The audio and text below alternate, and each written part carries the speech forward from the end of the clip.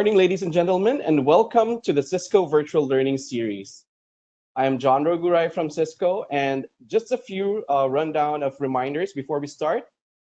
For uninterrupted viewing experience, make sure you have a stable internet connection, and please mute your microphone when you are not talking. We also highly recommend that you use your headphones for better audio quality, and feel free to ask questions by the chat box.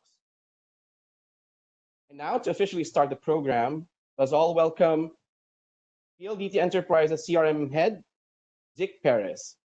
Dick? Perez, and I am from the PLDT Enterprise.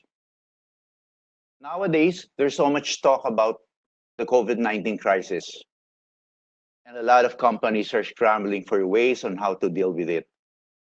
The academe is one sector that is gravely affected.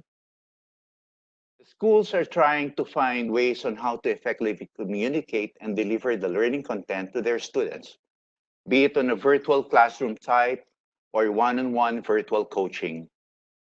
Some schools, however, are thinking of a blended implementation where some students will attend classes online and some will be required to attend classes physically, while of course observing social distancing. One thing is certain though, the use of an effective collaboration platform will be much needed in what we call the new normal. This session aims to provide solutions to help enable continuous and impactful learning for your students from anywhere and on any device. If you have any questions and suggestions, please feel free to key them in the chat box and we will address them during the Q&A segment. And now, to officially start the program, please welcome Bong Roland, Product Manager for Cisco. Thank you, Dick, for that introduction. As mentioned, hold on. I'm Bong Rolian. I'm the product manager for Cisco Collaboration in the Philippines. I'm here actually to share basically how Cisco is helping schools with their as we move towards virtual education. Stephanie, can you please pass me the ball? So while Stephanie's giving me the rights to present, now we're actually using WebEx events. So it's like the meetings platform we offer, except that it has more controls so that we can actually have a more effective way to moderate and to keep control of the meeting. So this is a more locked down version of WebEx. So as you noticed, you as participants can't unmute yourselves, but it has to be done by the host, and it's really intended for us to provide a bit more structure to the discussion. Okay, so with that, now I'll start to share. So with that, now let me share my PowerPoint slides. I can't see my screen because of the secondary camera. Yeah. Okay. So I hope everyone can see my screen.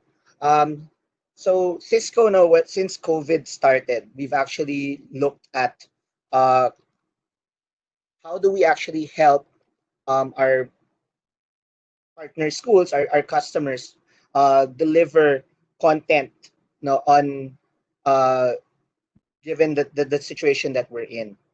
So this is the agenda that I have. It's a very brief agenda. We'll discuss the impact of COVID on the education sector, how technology and how Cisco technology can actually help you, where we see the changes and how we see life after COVID. And then we'll point you to some resources that we have available for us to actually help our teachers and our students. So first off, I guess just to put things into context, but a lot of people didn't expect this to happen. But this is a very unprecedented event. In ASEAN, there's around 160 million students who are impacted by COVID. The Philippines, we're a bit lucky in the sense that the timing of all of this happened. For most schools, it was in the fourth quarter. For some of you, were already winding down the school year when COVID really struck. But for most schools around the world, this was actually after spring break, and so they still had a semester to do to conduct classes. Uh, we estimate the impact to be around 27.2 million students. This was from DepEd, I think, last year, and obviously this number is probably higher than what was quoted last year. And really, the challenge that we're facing, this large challenge that we're facing, has also a lot of implications now on the education sector. One, uh, even if we're forced to do things remotely, we still have to make sure that whatever applications we provide or whatever methods of teaching that we do, we also have to keep in mind that the security of the students is still paramount. Uh, Remember that these people are mostly minors. That we have to protect their data, their privacy. We have to make sure that whatever apps we're providing or whatever means of training we provide still also keeps them protected from things or from bad actors, is what we call it in the industry. That would share content illegally or uh, would intrude into the learning situation. The other things we have to balance really is about that we want a well-rounded student population. We want a well-rounded individual, and that's the goal of the schools. But uh, we have to balance that a lot of this or a lot of the reaction or the I would say the temptation is really to just go virtual with everything, and really you're now having to remove or they're being taken away from the physical and the social activities also. So we're worried about too much screen time for the students. What's the impact of extended isolation? Diba? So when we were discussing with a few schools also at Cisco, we were we understand that education isn't just about the lessons that happen in the classroom.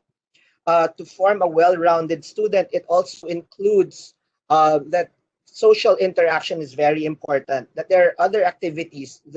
It's not just a lesson plan, but that they receive in schools. It's also that opportunity to actually share their ideas either with teachers or with their classmates. Uh, a very key issue for the Philippines in general is really uh, it's very easy to imagine a situation of virtual training or virtual education uh, because a lot of people tend to think diba, that I have one child and he goes to school and I just provide virtual classes for that child. But what about children or what about households with multiple children? Diba? So then this issue of how do I deliver content actually gets multiplied by the number of children that you have. You have to provide multiple devices. You have to provide very stable internet connectivity. But for you to be able to deliver that content and make sure that it's not distracting to the students. And the other thing that you have to also take into consideration is that um, even in the design of the courses, now if I have multiple children and they're all attending the same school, is it really feasible for the household to have the same schedule for all students or for all children? And then, of course, there are multiple apps, multiple sites, so it tends to complicate the learning management or the learning environment. And then lastly, that you have to also take into consideration that controlling the classroom virtually is a lot more difficult than it is physically. So in a physical environment, diba, it's very easy for the teacher to actually see all the students. You know who's paying attention, you know who's actually scribbling and drawing something else or daydreaming because you can see the students. Diba? You can actually um, take note of their behavior, you can see their body language, you know when they're bored, you know when they're not interested. And similarly, now you know when they're late, diba, or when they come in, and you have to find a way or strike a balance of how do you actually control and manage an online class, because they're not going to be in the same classroom, but they're going to be in their homes. There's so much more distraction from working from home, and a lot of us are experiencing that now. And really, you have to be able to strike that balance and make sure that the child finds area or that online classroom and still be in the proper mindset to actually learn. Um, so with that, now uh, we have a solution which we call WebEx, and we wanted to present that to you and really discuss on how can WebEx help you for your online learning. And really, when we were looking at it, we wanted to make sure that we had a solution that was seamless, meaning that it would be very easy for you to incorporate into your lessons. So if you're using an LMS, we can work with your LMS um, and really incorporate it into your teaching style. It had to be simple, diba? Because if it was a very complicated way for us to actually join a class, then you would have a fallout. Diba? You would have people being late to class because they just don't know how to access the application. I mentioned earlier it has to be secure.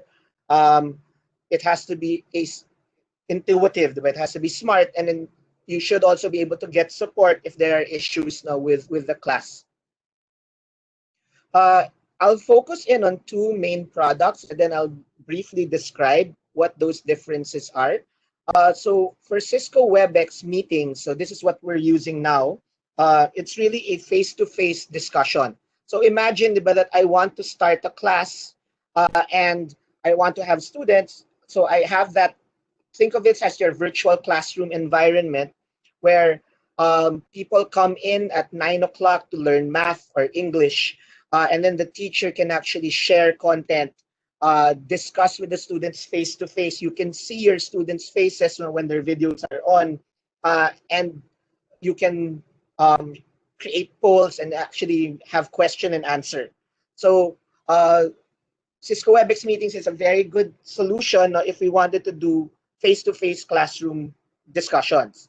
On the other end, we have what we call Cisco WebEx Teams. So Teams is a chat environment, which also can do video conferencing. So here, the way we discuss this with schools is really that you can actually set up um, a virtual chat room for your students uh, where you can actually share your advanced reading, have them discuss the lesson after your class, after that class period. They can also, you can give them videos to watch. You can whiteboard, and really that whiteboard is a continuous whiteboard, so you can actually continually edit that whiteboard, and we'll show you how it works now.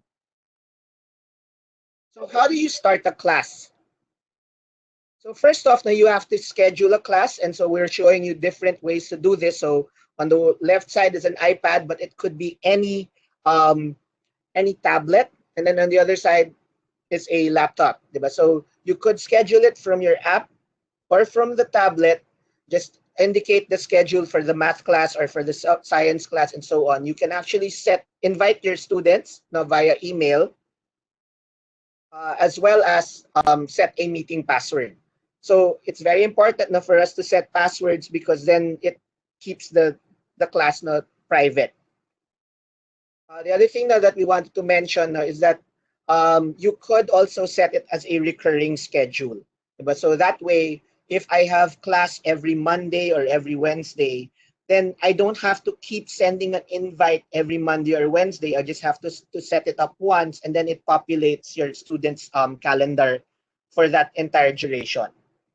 Uh, to start the meeting, we've tried to make it as simple as possible. So you will see on your app or on the browser or on your calendar a green red button, diba, that says start the meeting. So for teachers, all you have to do, if it's time for you to start that meeting or start the class, is just to click on start meeting, and it instantly launches you into your virtual classroom. For the students, it's similar because they will be receiving an email address, and then for them, they'll see that big green button that says join the meeting. They just have to click on that, and then instantly they're brought into the classroom. If you're on an iPad device or an iPhone, for example, you can also join directly from your notifications on the lock screen. So if it's time for you to join your class, then you just have to click join. Uh, and then this is what you get into. So you actually have different views when you actually start your class. you can have a grid view, and in this grid view, you can see 25 students at a single time. So if they're, I suggest now you ask them to turn on their video if their internet connectivity allows it, so that you can actually still see them. You can see how engaged they are, diba? And it's really better enough to have a face-to-face discussion, because it's very difficult to actually conduct classes, diba? And you don't actually see the faces of your students. So as mentioned, you can actually share content. So just like what I'm doing now, I can share the content that I have on my laptop or my tablet. I suggest that so there are different ways to share content. So if actually I click the share content screen, it will ask me if I wanted to share my screen, if I wanted to share a PowerPoint slide, or any application that's open on my desktop. Normally, I would suggest that if you've already prepared your lesson ahead of plan, that you just share your PowerPoint slide or your keynote slide. Uh, if you want to toggle between PowerPoint, an internet browser, or Excel, for example, then you have to share your screen. The I guess it's really on preference, because if you start sharing your screen, then you also have to make sure, diba, that when you toggle, kasi they're going to see everything on your desktop, diba? So you have to make sure lang that there's nothing that's going to be distracting, diba, when you start toggling your screen. So this is what it looks like now when you start sharing. So you can still see some video of your participants. You can actually scroll left and right from the top bar. Now, if you want to see who else is in the class and who's listening, and this is going to be your view is right here. So you actually see yourself in the bottom right hand corner. You can actually move that around if it's distracting for you. So I'll skip to WebEx Teams just to show you how it's how you can also use this to set up and manage your classrooms. So think of it as an enterprise Viber account, right? So I just have to create a chat room or a space. I can call it Math Section 1A, for example. Wait, no. Math Section 1A. And as soon as I create that space, now I can invite my students into that space.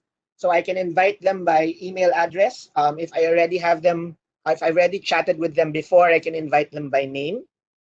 Once I create this space, now I can then put in, diba, my welcome message, my ground rules, and say, diba, na, welcome class, please treat each other with respect. Please do not post anything that's not class related, and so on. And you can already read that message. So for this one, this was April, and she's already read my message that I sent on the space. I can also not start my classes from here. So I can either schedule a class from the space, and it instantly invites everyone within that space only. Or if I schedule a class from WebEx meetings, the one we did earlier, that will come out also in this schedule, WebEx Teams.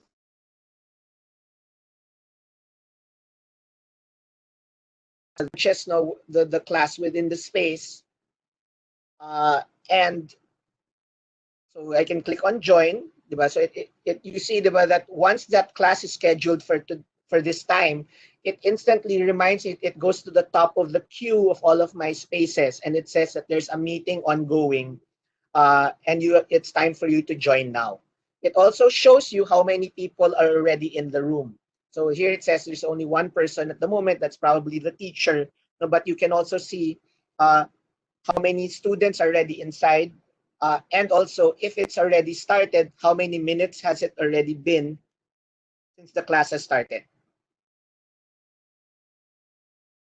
So once you're inside, another good thing about starting classes in spaces is that you can immediately see who's already present and who's not yet inside the meeting.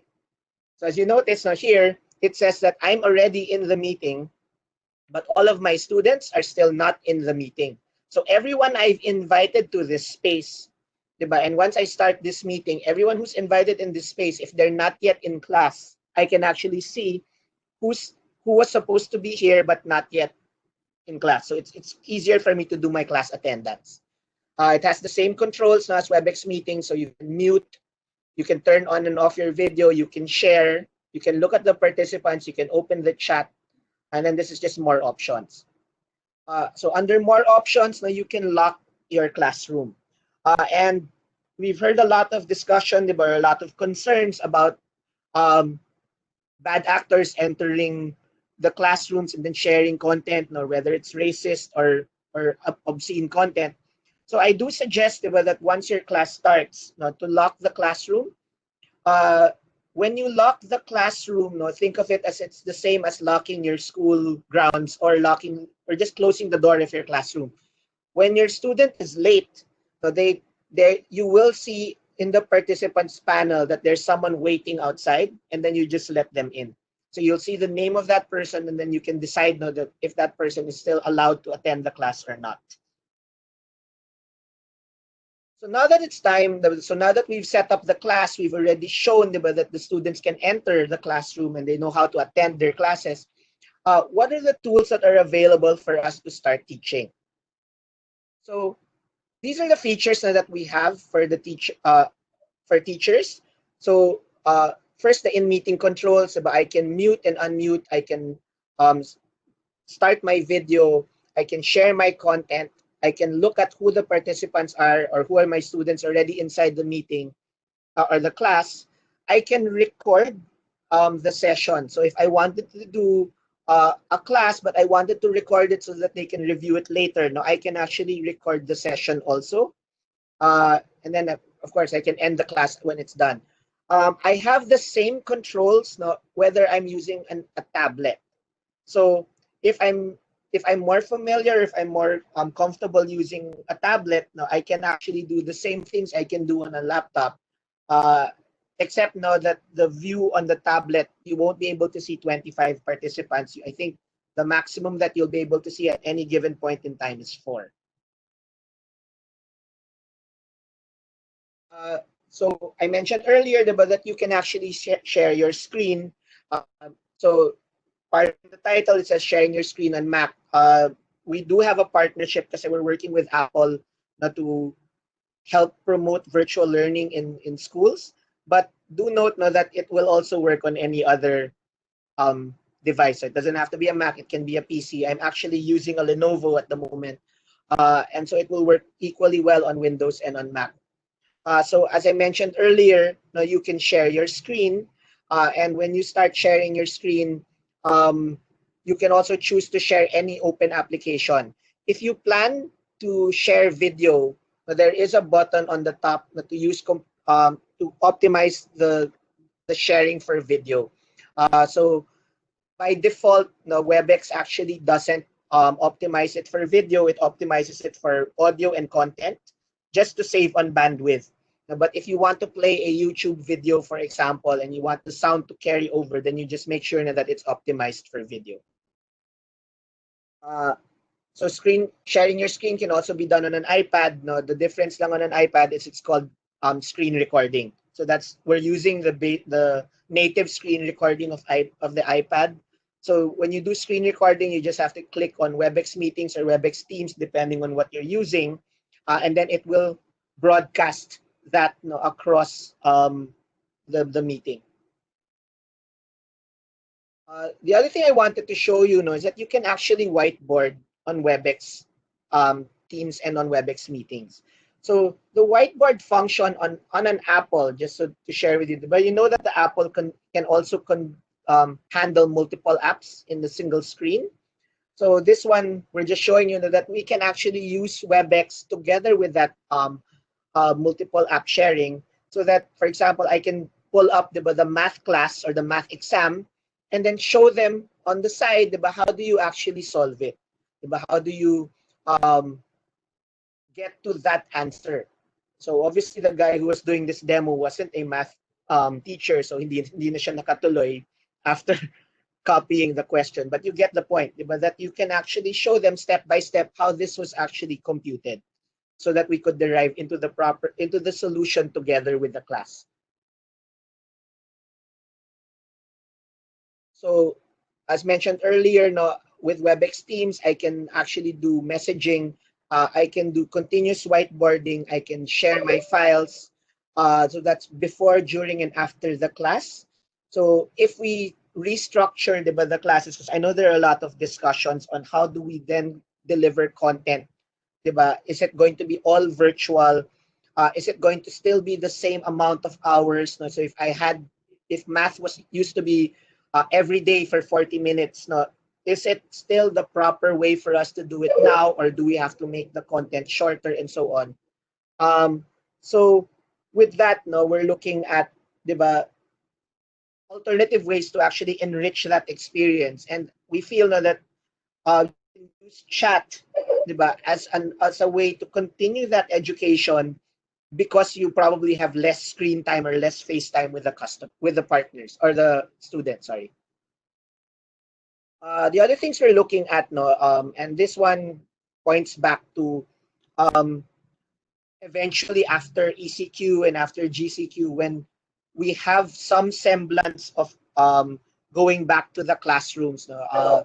Just as organizations are looking at that we started this virtual journey, and probably it merits some thought, diba, to actually think about, can I actually do hybrid classes instead? So we wanted to also highlight, no, that aside from WebEx, we also do have video conferencing devices which you could put into the classroom. So what you see there, we call it a WebEx board. So it's a smart whiteboard that also does video conferencing. So as you can see, now the teacher is actually discussing a lesson. He's annotating on top of the slides. From the top here, now you can see that there are attendees also joining that session virtually. So you could actually have classes wherein half the class is in the classroom and the other half is attending virtually. So what you mentioned, though, is that because of COVID, diba, whether or not you had a digital strategy, whether or not you considered e-learning or virtual classrooms, we were all forced to innovate, right? And so the overall classroom experience, no, roughly, it really hasn't changed throughout the years. But we've changed the devices inside the room. I remember trans back to the classroom, but there might still be some remote teaching on will return to the classroom. The other thing now that we wanted to throw out that it's not as simple as just getting content and then delivering it on. Diba? So can you still hear me? So anyway, we're also looking at the situation where you actually have to change the way you teach, diba? And so there's that discussion on blended learning, diba? On that classroom or that face-to-face meeting is more for discussion, whereas all of the learning happens by assigned readings and so on. So you have to figure out that blend or that mix that will make sense for you and your students, and it will also differ based on the age level or the age group of the students that you're in. Yeah, Bong. Yeah, go ahead. Yeah, we lost you for a while earlier. Could you probably just go back to the previous slide where you have those classroom timelines and Okay. probably repeat stuff Okay. about that again? It's okay. Yeah. Sige. So sorry about that. So as I mentioned earlier, which you did not hear. So as I practiced earlier, for the most part, the overall classroom experience has remained the same. When I say remain the same, diba, yes, the tools in the classroom has changed, but the mode of delivery, no, for the most part, is having a teacher inside the classroom sharing a lesson, diba, and really teaching the students while they're inside the classroom. So yes, transparencies, Manila paper, overhead projectors, and I'm sure all of those are Greek, not to the new students nowadays. But diba, but that mode of content delivery was always that way. Diba? It was always the same. What we've seen in the last 3 months, though, is that it has changed. Diba? That we were all forced into this situation where whether we were prepared or not, diba, we had to do distance learning. We had to figure out how to deliver content virtually. And so in the last 3 months, no, the schools, to your credit, a lot of educators have been very innovative in finding ways to deliver your content, to deliver your training, and to keep it as interesting as possible, not to your students. So as we move forward, no, as we hopefully get past ECQ, move towards our GCQ phase, and then eventually not to some sense of normal. But what we're seeing is that it will happen in stages. So the first stage will be mostly students learning online. Eventually, we can look at a situation where the teachers may be back in the classroom, but there will still be a lot of remote students. And then finally, of course, the teachers and students return to the classroom. During this time, now we also have to start looking at different ways that we deliver the training. So there's a lot of discussion ongoing now for blended learning, on how do you do, is it enough to do just online e-learning type of solutions? Is the classroom going to be just virtual face-to-face? Should you consider flipped classrooms, now wherein you've provided the content and the reading material ahead of time, and then the teachers and the students just discuss the lesson and then analyze the readings, or will it still be traditional? And a lot of that, no, I guess a lot of you will be looking at also hybrid. How do you mix and match the different modes of learning to produce the best service to your student population? Where we've helped now, even after COVID or before COVID, now was think of this now as this experiment of digital learning. Think of it as a way also for you to expand your horizon. So for example, a school in Australia, even before COVID struck, now they started using WebEx first as a means for us to actually pull in resource speakers. So when you're teaching, for example, a marketing class, traditionally, you want to invite a marketing professional from, say, PNG or say from PLDT. You want to get some of their expertise or their experts to come in. The challenge we had then, of bringing in your show and tell resource person was that it was very difficult to schedule that person. They have their own jobs. Usually the school time, the class time coincides with the professionals' work or hours as well. And so he had to take time off from work to travel to the school and deliver his speech or his lesson. So now, with virtual learning or with this platform, it's very easy for you to actually jump on a call with any resource person, whether it's a world-renowned professor in physics, for example, or an IT specialist, or a motivational speaker. It's very easy for you to pull them into your classroom and be able to have that discussion, and really enrich the classroom experience. The other thing that Australia did was they also connected other schools. So imagine if you had that situation where you wanted to learn about different cultures. Then you could actually have a partnership with a school, for example, in Japan, and then have that class, the two classes actually interact with each other and learn about the different cultures. So that's what they did in Australia. They networked 1,640 schools and 44,000 teaching staff, so that they could leverage on that on that congregate or on that community knowledge, and really enrich that classroom. Similarly, now we've seen in the University of Thailand or in University of Thai Chamber of Commerce, now they're using the WebEx board to teach teachers and students both in the classroom as well as virtually. So in this sense, naman, you can actually expand the capacity of your classroom. So imagine that if you wanted to have more students, but you're limited, by the number of classrooms that you have. In a classroom, you could only fit comfortably 30 people or 40 people. Under new COVID guidelines, that might be cut in half. So would you rather risk having half the enrollment, or double your hours as teaching? Or would you want na lang to offer that you have half the class in for those who want to be present, physically present in the classroom, but offer no other people to attend virtually. So this then allows you, diba, to actually expand the number of students you can accommodate inside your class. So how do we get started on this? So we've actually prepared no, in on our websites several resources for you. So we actually grouped them now. So we knew that this was a very urgent problem no, for our educators. We wanted to help you out. So we actually created guides for teachers, students, parents, guardians. We also provided guides on how do you develop a virtual lesson plan, how do you prepare your students for virtual learning.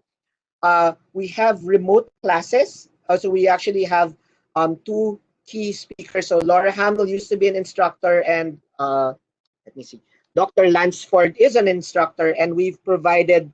Um, they are actually doing weekly sessions, and they're recording those sessions also, so that if you want to watch it, if you can't attend on that proper time zone, then you can actually watch the recording. And then we also have a community of teachers and educators and education experts who can answer you know, for any questions that you have. So I'm wrapping down. So if you want to learn more, so you can actually look at this QR code or this link. So we've actually lumped all of those resources into a website which we call uh, WebEx Remote Edu. So it's webex.com/WebEx Remote Edu. So all of the resources I mentioned earlier is found there. We've also created guides. No? So we have a school adoption toolkit for K-12 and then one also for higher education. So this one is already tailor-fitted no, for teachers and students. We've tried to use the terminology that you use so that you won't see a lot of IT speak. Diba? And then try to make it as easy for you to actually accommodate or to jump on board.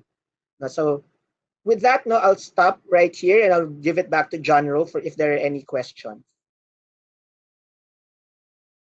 John Rowe?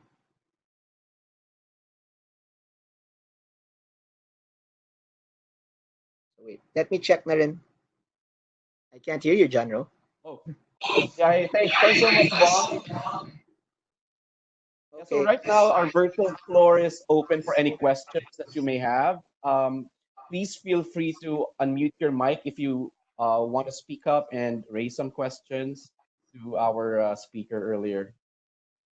So there's a comment lang that it's very comprehensive and very helpful. Thank you. We've actually worked um, tirelessly for the last 3 weeks to refine the content. Now we've actually presented this also with other schools already, and heard their feedback on how we can improve um, the way we help teachers and schools. I'll probably throw out a question, answer a question that has Yeah. been asked for me before. No, so if I was a teacher, can I actually use two devices at the same time? No, so yes, I can use two devices. So when I say use two devices, I can actually use an iPad as well as a laptop. So if I wanted to do whiteboarding on the iPad, then it's easier to do that than to do it on a laptop. There was a question on chat about Google Classroom. So for Google Classroom, so I'm not 100% familiar on Google Classroom on how it works. Uh, if it's like an e-learning platform, then yes. No, so as far as if it's for offline content or online content, then yes, you can use it. You can actually share, diba, if you're playing the online content, you can actually share it over WebEx, but so that you can all look at the lesson plan that you've created in the Google Classroom. So think of this more as a face-to-face video meeting, diba? Meeting platform. Yeah, Bong, we have a survey here that that centers around the intensive courses. So I'll just read it out. For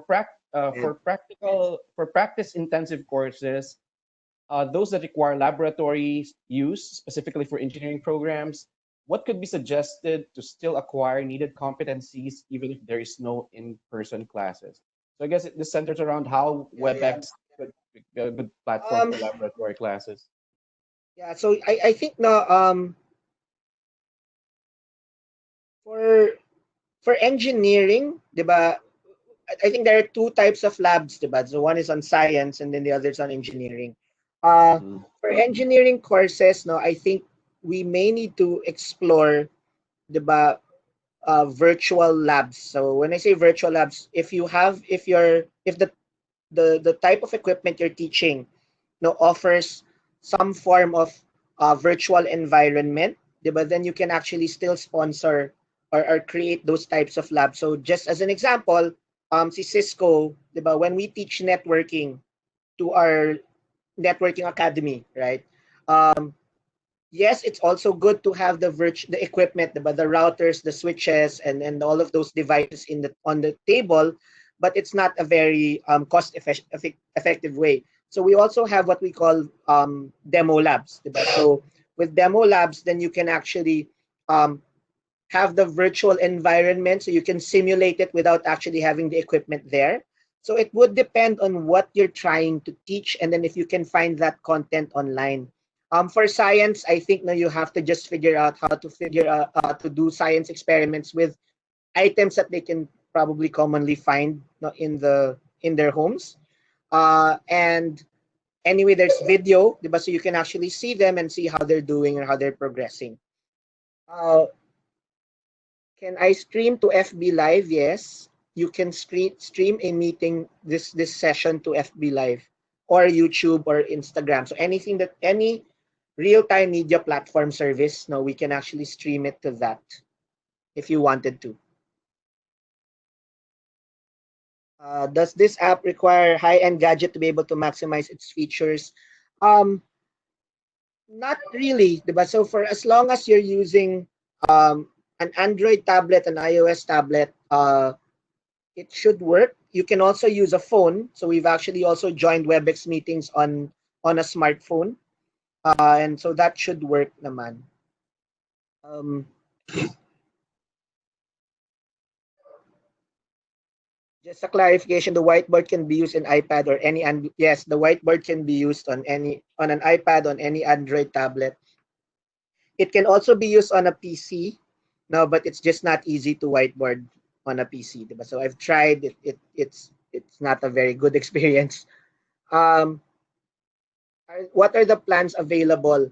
So I'll leave it up to Frank, who's the next speaker, to talk about the plans. We do have education pricing, diba? So we have a very attractive education offering where we will only license or only require, that the teachers and faculty and administration be paying us for the subscription. The students are all free. So the students can host their own meetings also. They can use the platform, to do their group works and their chats. And we will provide them that access, and everything is free for the students. The other thing that's commonly asked from me is um, the number of uh, participants, that you can have inside a meeting. So the maximum number is 1,000. So if I wanted to host a general assembly for the school, I could actually host it in WebEx meetings, and I can accommodate up to 1,000 people. The whiteboard does not have text. It has stickies, diba? So you could actually put up a post-it so that you could then type on that.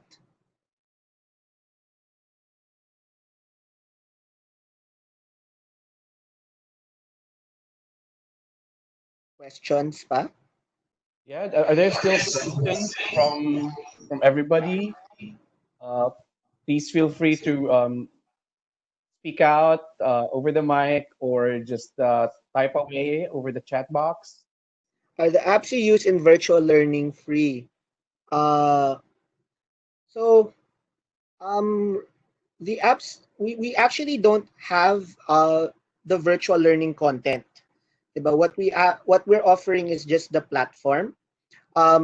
So this platform, meaning the way we actually conduct the training over video con. So there. So, but you can use other apps now with this platform. You can share that and stream that across if you want to use it.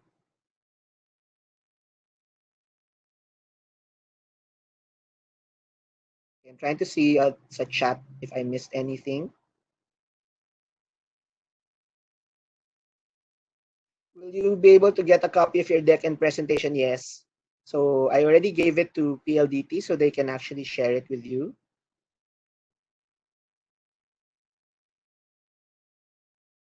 Okay.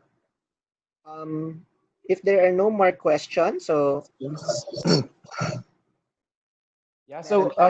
thank you, Bong. Wait, Meron pa? sorry, last. Um, Okay.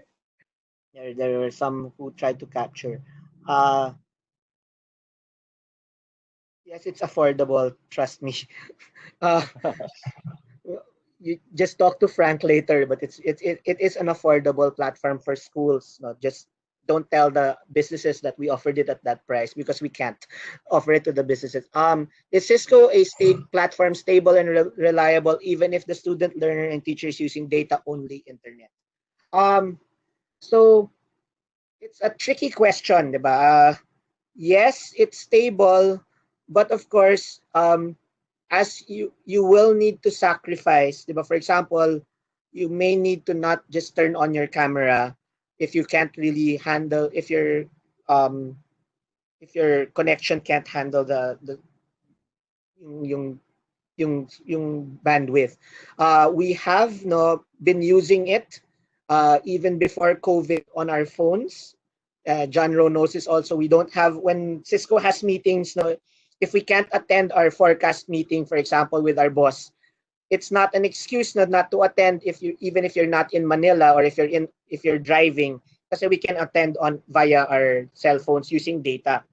So, of course, because everyone is using internet, there might be some congestion. But what we try to do is WebEx as a platform kasi will try to balance out the load to try to find the best way to connect to you. So if what you'll notice is if you're actually using poor, if your internet connectivity is poor, it will throttle down the video, but it will keep the audio going because then you still participate as an audio participant, but your video won't stream anymore.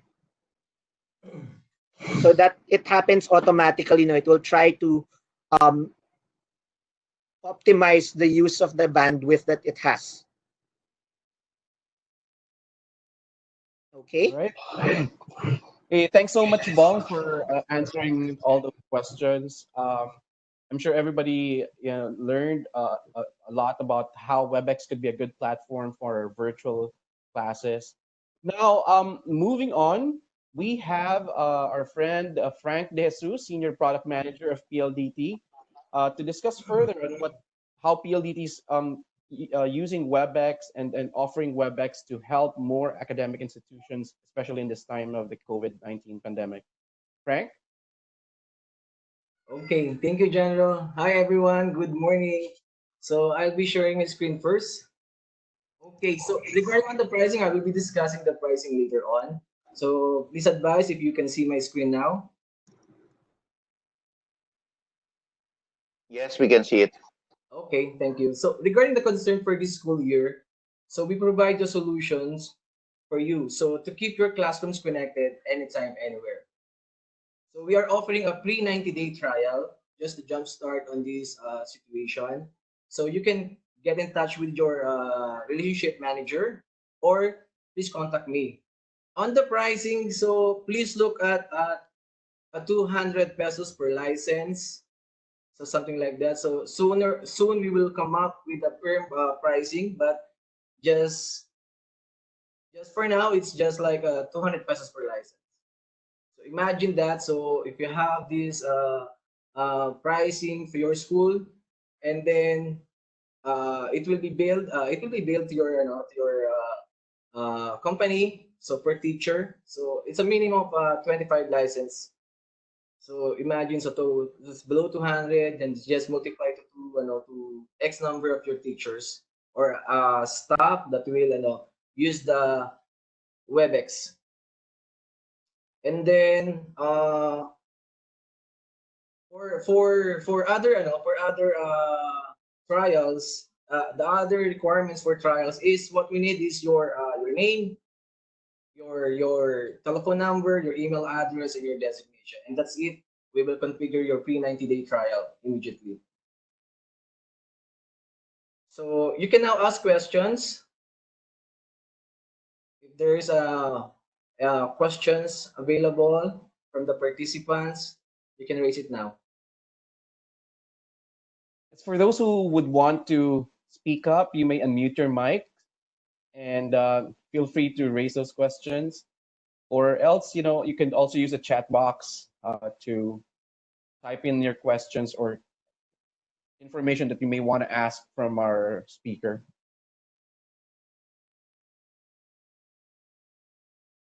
Any questions so far? Yeah, perhaps while probably our participants are thinking about, what questions they would want to ask from you, Frank.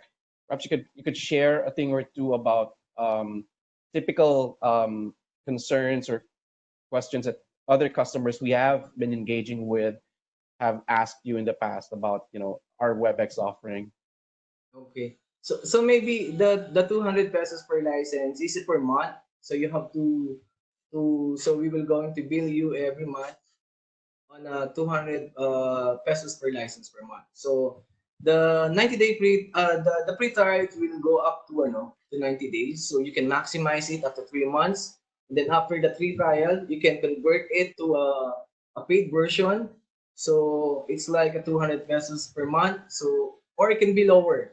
So it's only just to give you an idea how much is the license will be.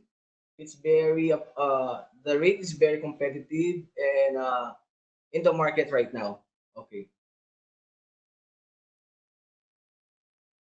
Okay. So Frank, I just don't remember if we've touched on this, but how can customers perhaps avail of the free trial? So if the company we wants to avail the free trial, our relationship manager will just give you the link, or you just contact me. I will give you the link.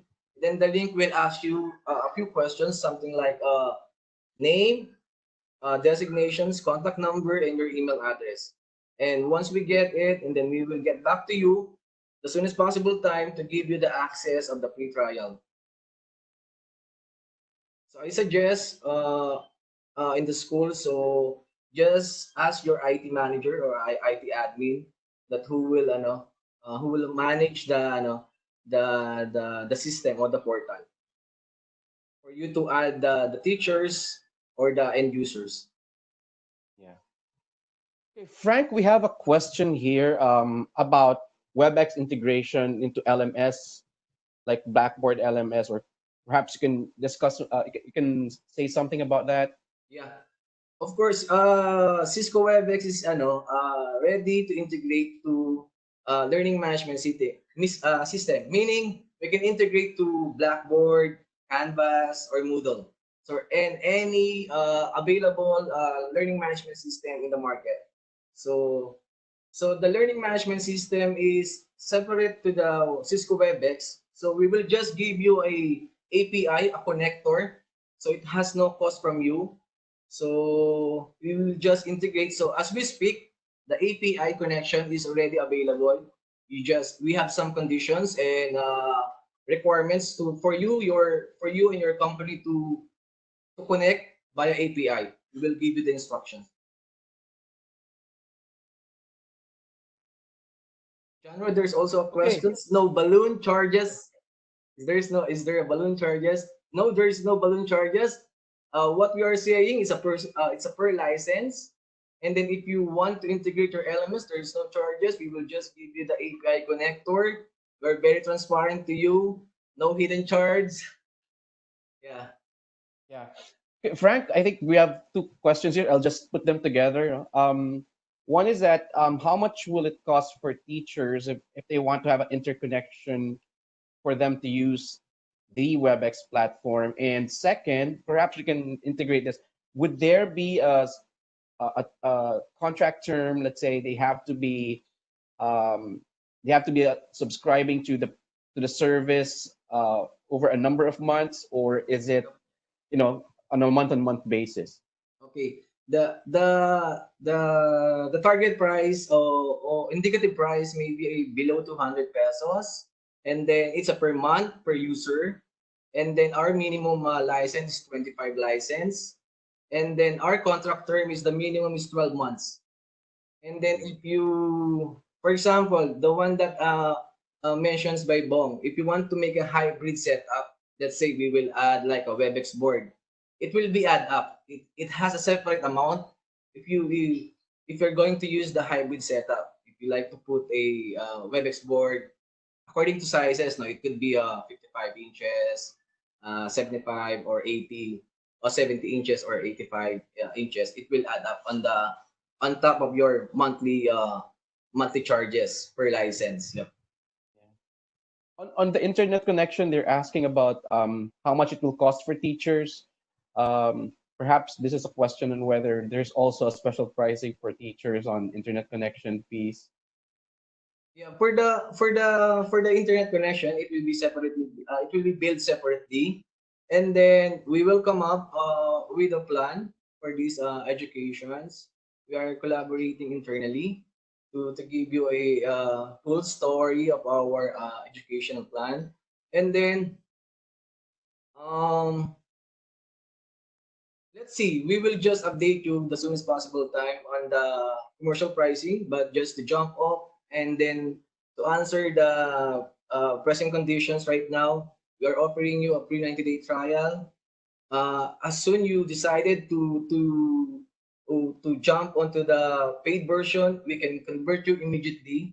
Then we can discuss with your pricing with the help of your relationship manager. We can also do that. Yeah. Another question we have here, Frank, is that they want to clarify if one license is on a per school basis or is it on a per user basis? The license will be as a per user basis. So meaning a teacher will have a separate license per teacher. Okay. Yep. And then of course, like Bongs mentioned, the students are free. There is no Yeah. and we also have like the parents, no? We also have the parents is also free. So the students are free also. Yeah. You can join anytime. All right. Everyone, we encourage you to ask more questions if you may have some more. This is really a great time for us to, share with you what we have and for you guys to also learn a lot more about options that you would have, especially in this time of crisis, and perhaps moving forward, as what Dick mentioned earlier about the new normal, right? Um, okay. Yes, so there's a request here to send a link for the application of the free trial. Um, Perhaps Frank can arrange for that. Yes, Yeah. John Bro. So normally we will share it to our relationship manager, or you can contact me. I can give it to you anytime. Yeah. Right.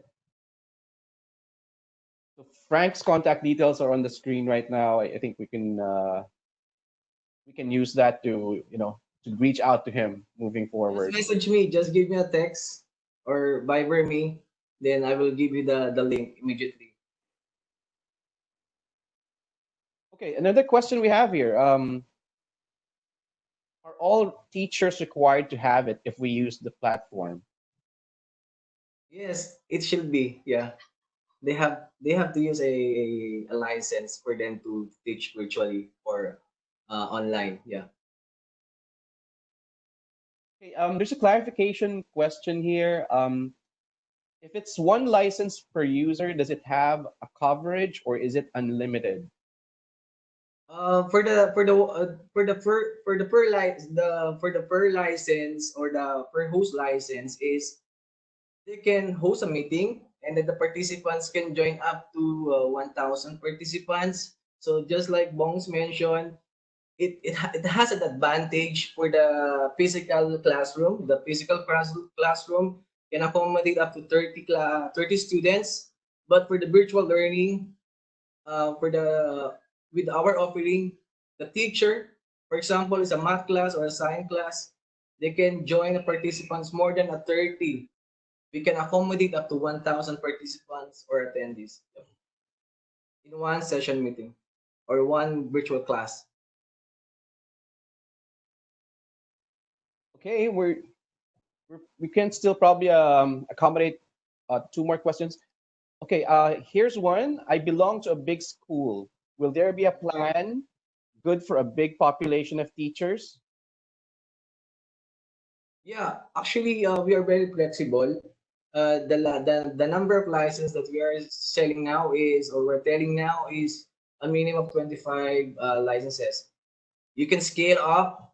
We can support you anytime. Yeah, our process is very scalable. It's like a minimum of 25. Then if your organization is very big, for example, it's 100, it's more than 100, can support you all the way.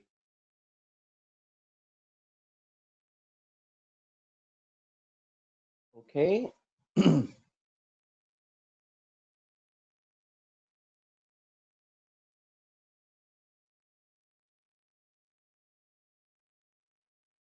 General, there's a Okay.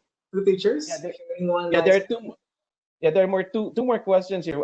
First one is that okay, she was clarifying that her question earlier on whether it's if it does have coverage or it's unlimited, is if it's good for a certain or limited amount of time only when you use the license. So I guess the answer there, Frank, is you can use it anytime, right? Any time of day, Yep, anytime. regardless of number of times you use it in a day or in a month, for as long Yep, as it's a you have that license. as long as Um, active, yeah, it's as long as active, and most likely the classes starts from for example 7 a.m., 8 a.m. And then depending on the level, it can be primary, secondary, or higher education. So it can the change can vary, but the license still there. You can use it anytime. Yeah. okay. Perhaps we can have this as a. We have two more questions. Okay, we'll have the we'll accommodate these two. One question is if they have a class of 25 students, the school will only pay 200 pesos per month for his license. Yep. And after they've paid 200 pesos, the students and their parents can access WebEx with no cost against them. Yeah, that's correct. Yeah. There's no cost for the students and parents. Only who will shoulder the cost is the school or the company. Yep. Okay, I think there's a concern here about your contact information, Frank, on the screen. They can't see it. We'll address that perhaps Frank later before we end end this portion would say out or shout out his contact information, mobile number and email. Okay, last question we have here. So what will happen if there are troubles in connection? Will it disrupt the class? Well, it of course it will affect the no, it will affect the class if you have a issue on the connectivity. That's the number one rule. The connectivity is a very important here. It's a very important role of the teaching online. So if your connectivity is it's bad, you have to it will affect on the classes. But we have some ways to to improve it. For example, if your connectivity is not so good, uh, there is some ways. For example, if you will turn off your video. For example, if you're teaching online and you just show your presentation, just to lessen the bandwidth, turn off the video, something like that. Then turn off other applications that are not necessary during your teaching. So it will lessen the bandwidth, or it will concentrate only on your application. For example, if you're using WebEx, then you just present your PowerPoint presentation or your Excel. So it will help improve your bandwidth.